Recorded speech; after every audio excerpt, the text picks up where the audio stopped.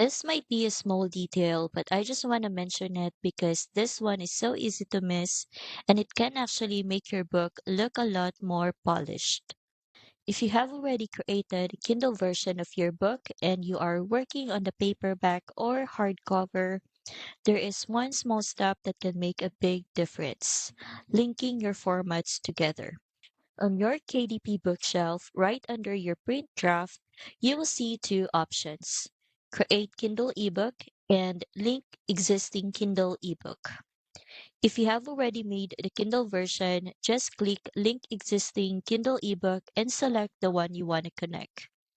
This merges everything into a single Amazon listing, so readers can choose Kindle, paperback, or hardcover all from the same page.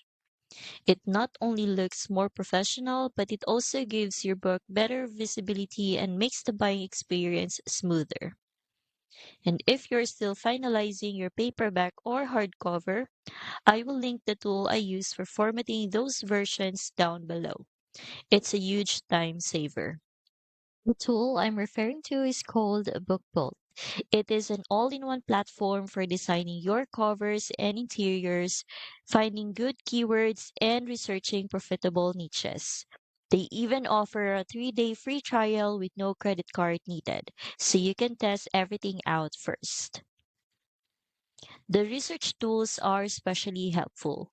You can see what types of books are actually selling, get keyword ideas, and find underserved niches, which makes your book way more likely to stand out.